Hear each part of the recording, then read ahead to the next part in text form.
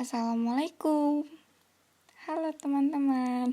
Saya Ruzika Sulaiman dari kelas X IPS 1. Hari ini saya akan membahas tentang kerajaan Islam di Sumatera. Mengenai masuk dan berkembangnya Islam di daerah Sumatera Barat masih sungkar dipastikan. Berdasarkan berita Cina dari dinasti Tang menyebutkan sekitar abad ke-7 ada kelompok orang-orang Arab. Wilayah perkampungan mereka berada di pesisir barat Sumatera. Islam yang datang dan berkembang di Sumatera Barat diperkirakan pada akhir abad ke-14 atau abad ke-15.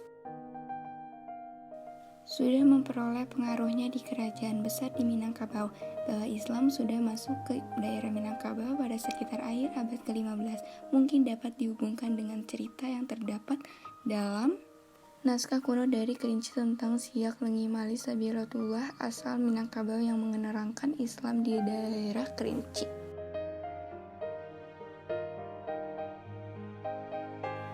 Tom Peirce juga mencatat keberadaan tempat-tempat seperti Pariaman, Tiku, bahkan Barus. Dari 3 tempat ini diperoleh barang-barang perdagangan seperti emas, sutra, damar, lilin, madu, kamper, dan lain-lain.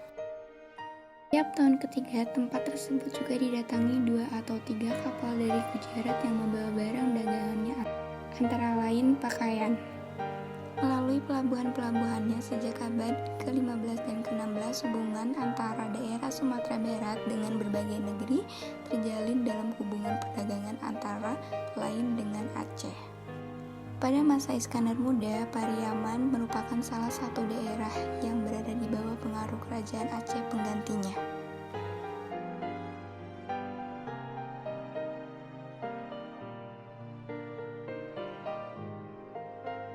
Ia mendirikan surau dan tak disangsikan lagi. Ulakan merupakan pusat keilmuan Islam di Minangkabau.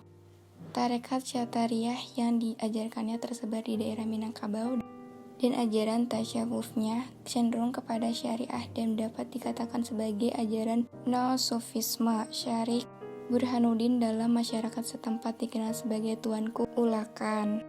Penyebaran Islam yang bersifat pembaruan dan menjangkau lebih jauh lagi mencapai klimaksnya pada awal abad ke-19. Sejak awal abad ke-16 sampai abad ke-19 di daerah Minangkabau senantiasa terdapat kedamaian sama-sama saling menghargai antara kaum adat dan kaum agama. Perang antara golongan adat dan golongan agama. Wilayah Minangkabau mempunyai seorang raja yang berkedudukan di Pagaruyung.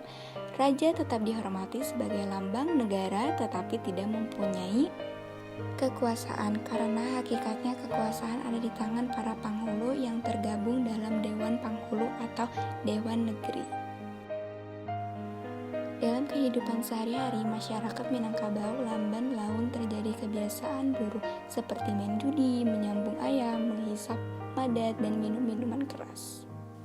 Terkait hal itu, kaum ulamanya yang kelak dinamakan kaum Padri berkeinginan mengadakan perbaikan, mengembalikan kehidupan masyarakat Minangkabau kepada kemurnian Islam. Di antara kaum ulama itu, Tuanku Kota Tua dari kampung Kota Tua di daratan agama mengajarkan kemurnian Islam berdasarkan Al-Quran dan Hadis. Sementara itu, pada 1803, 3 orang haji kembali dari Makkah, yaitu 1 haji miskin dari Pandai Sikat, 2 haji Sumanik dari 8 kota, 3 haji pelabang dari tanah datar. Ke-8 ulama Padri itu disebut harimau nan salapan. Perjuangan kaum Padri itu makin kuat, tetapi pihak kaum adat dibantu Belanda untuk keuntungan politik dan ekonominya. Hal itu membuat kaum Padri melawan 2 kelompok sekaligus, yaitu kaum adat dan kaum penjajah Belanda, termasuk perlawanan bangsa Indonesia terhadap kolonialisme Belanda. Pada awal abad ke-19, Belanda dengan adanya celah pertentangan antara kaum adat dengan kaum ulama dalam perang Padri memakai kesempatan demi keuntungan politik dan ekonominya. Tahun 1830 sampai 1838 ditandai dengan perlawanan Padri yang meningkat dan penyerbuan Belanda secara besar-besaran. Ini dia foto Tuanku Imam Bonjol. dalam pertempuran Benteng Bonjol pada 26 Oktober 1837. Dengan demikian, pemerintah Hindia Belanda pada akhir 1838 berhasil mengukuhkan kekuasaan politik dan ekonominya di daerah Minangkabau. Mungkin segitu saja yang bisa saya sampaikan. Mohon maaf bila ada kesalahan. Wassalamualaikum warahmatullahi wabarakatuh. Bye guys.